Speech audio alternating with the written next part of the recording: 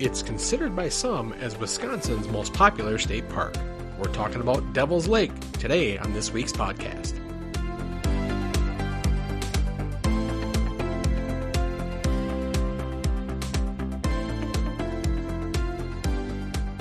Hello again, and welcome back to another episode of Wisconsin's Outdoor Explorer podcast. I am your host, Jason, and I think I can safely say that Devil's Lake is probably one of Wisconsin's most popular state parks.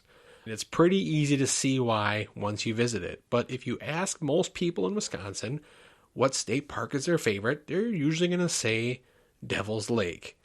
And it's because it is really a great place to go visit. It offers multiple hiking trails for all skill levels, a lake for swimming, kayaking, and paddleboarding, and a large picnic area that makes it a great place for family gatherings. It's so popular that I wasn't really even sure if I should do this review, but after thinking about our most recent family outing there, I realized I could probably bring a unique perspective to Wisconsin's most popular state park. This is our second visit to Devil's Lake in the past 2 years. I know that doesn't sound like many visits, but we as a family like to try to mix it up. We like to try to go to as many different areas of Wisconsin as we can, and we don't usually get to return to too many of the same places. However, this time we felt like it was time to go back to one of our favorite spots. Honestly, this was my wife's choice. 2 years ago when we went, it was around her birthday, and she wanted to go to Devil's Lake, so we packed up the kids and went to Devil's Lake, and it was kind of the same thing again this year. It was her birthday, it was her choice.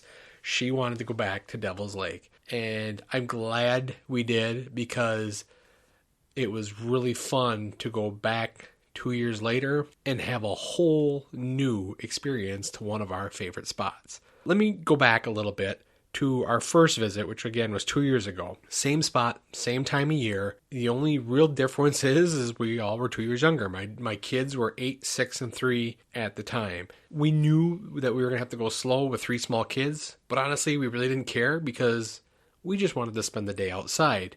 When we got there, we quickly realized that we were not the only ones who thought that going to the park was a good idea. It was a Saturday in September, so people were out looking for fall colors, but on this day it was unusually hot. It was almost 90 degrees, and the place was just packed. The beach was packed full of people swimming. The trails were packed with people hiking, and I think everybody was just taking advantage of what most of us thought was probably the last really warm weekend of the year. So we decided when we got there to hike the West Bluff. Devil's Lake sits in between 2 bluffs, the east and the west. Not knowing which one to take at the time, we decided to choose the West Bluff, and honestly, that was challenging enough for our young family. The trail starts out, at least the way we took it, we walked along the lake. And along the lake, it's all rocks. There's a lot of rocky cliffs, and it's not high, but you just walk along kind of the rocky shore of the lake. And you get to the end of the lake, and you go up. And when I mean up, you go up. You almost, at some point, it felt like it was a straight incline up to the top of the bluff. When you get to the top of the bluff, you walk all the way across the top of the bluff, looking at the beautiful views of Devil's Lake. And then you get to the end and you walk almost what feels like straight down. Having 3 kids, with the youngest being 3, it was a challenge. And the one thing that I remember from that day was how patient everybody was with us. Everybody was so friendly that day, and that was one of the biggest impressions that I took is having our kids there, having them struggle through some of those steep climbs, and everyone being so supportive and even cheering them on at some point. We got through it, and we decided to finish by just letting the kids walk around in the water. We weren't prepared for having them swim, so we just let them take their shoes off and walk around in the water, and they were happy enough to splash around and enjoy that day. Flash forward to this year, and our second visit was honestly just as unique and special as our first visit. This year, we decided to skip the larger weekend crowd and visit on a Friday afternoon, which was really nice. There were still people around, but it wasn't like what we experienced that first time where the beaches were packed or anything. There was plenty of room on the beach. The trails weren't, wall-to-wall people. There was plenty of space for everybody to hike at their own pace and not have to worry about slowing anybody down or getting in anybody's way. It was a really good idea for us to go there. And again, this is understandable. This is a popular state park. So being able to do it during the week really gave us a different experience and kind of more relaxed in a way, because we were able to just take our time and really enjoy it. If we needed to stop, we didn't have to worry again like about getting in anybody's way or anything like that. On this visit, we decided to see the attractions that make this a top tourist attraction: Devil's Doorway and Balanced Rock. And if you've seen pictures of Devil's Lake, you've seen pictures of Devil's Doorway and Balanced Rock. So this kind of was our important trip to, like, say we went there and we saw these things. So to get there, you need to get to the top of the East Bluff. There are multiple ways to get to the top of East Bluff, and the trail we took was called the East Bluff Wood Trail. We chose it because, one, it said on the map it was a little shorter, and two, we just kind of wanted to walk through the woods. It was getting humid out, it was getting hot out, and being able to get out of the sun and just walk through the woods really helped us as far as the sun pounding down on us and not getting us too overheated. It was still plenty humid. There was no breeze in there, so, imagine a warm Wisconsin day with humidity. That's exactly what it was like. One thing that the trail maps don't tell you is that the climb to the top is long, steep, and steady. You start out kind of slow, but once you get about halfway through the trail, you're going up and you're going up. And that was tough. I'm not going to lie. It would have been a lot nicer on a cooler day, but you tie the steep climb together with the humid weather, and we were starting to wonder if we should have took the other trail. But we took our time. It was slow and steady. And once we got to the top, you were able to start to see the lake from below through some of the trees and some of the openings that were up there. It was enough of a view that you got re-energized and you got motivated to keep going. It was a reward. It was a reward to get to the top of that hill and be able to see the beautiful views that you can see once you get to the top. And that to me is what makes hiking all worth it. It's reaching those goals and reaching the top of a hill or a small bluff and being able to see those views and just pause and take that in. Once we kind of got our breath back and cooled off just a little bit, we came to the part of the trail where it branches off, and if you go one direction, you see Devil's Doorway, or you take the other direction, it goes back down the bluff, which leads you to Balanced Rock. So, of course, we took the Devil's Doorway trail. It's a shorter trail, but it doesn't take you directly to the doorway. You have to get off this short trail and make a little bit of a loop that takes you to this rock marvel. If you're afraid of heights or afraid of edges or cliffs, this might not be the trail for you. To really see Devil's Doorway, you have to get out on kind of closer to the edge. It's not bad, but you got to get closer to the edge to see the doorway like you see in the pictures. And you need to walk the trail as it gets closer and closer to the edge of the bluff. It's just part of it. It's safe. For the most part, it felt safe to me, but for the most part, my family handled it pretty well. It was a struggle a little bit for my wife and my middle child because of their fear of heights. It's a short portion of this trail that takes you out to the cliff to get this picture. And it is wide enough that as long as you go slow and stay close to the wall, you'll be fine. And that's what we did. I convinced my oldest daughter to come out a little bit so we could take a picture of her with Devil's Doorway in the background. And I'm glad we did that because, I think that's something she'll look back on and, say she conquered that a little bit. But again, it wasn't bad.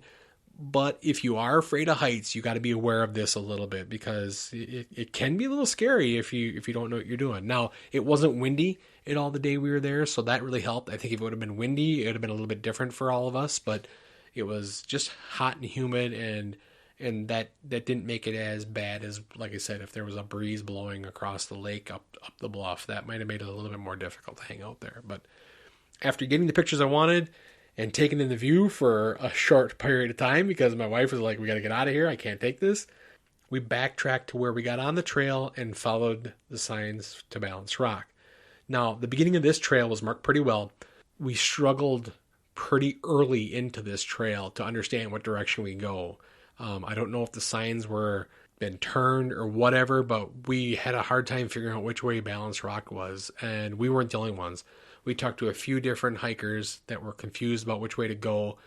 We had talked to one hiker that we found out later they actually walked by it and didn't even see it. But we finally did find somebody who told us the direction we needed to go, which was down the bluff. Now, the one thing, we had in our head was coming up the bluff was tough. It was steep, it was hot. But we didn't realize going down was going to be just as tough. You don't have that slow grade going down. You're walking down basically the bluff. And it was a lot steeper than what we thought. And you're walking down a rock trail. It was basically, not sure how they made it, but you're walking down steps of rock all the way down the trail. We got down to about what we felt like halfway, and we finally saw Balanced Rock. It was a great place for us to stop and grab more pictures, and we decided to keep going down the bluff. And again, this was tough and slow, and we had to be really careful. The humidity was starting to affect some of the rocks, so highly recommend you wear good shoes. Make sure you're wearing good shoes if you're taking this trail. But we also realized pretty quickly that we made the correct choice in our direction on which way to go, because we met a lot of people coming up the bluff the way we were going down, and it looked tough. It looked difficult, and it looked hard. They were really hot and really sweaty, and they were really tired, and we felt bad when we told them that they weren't even halfway yet.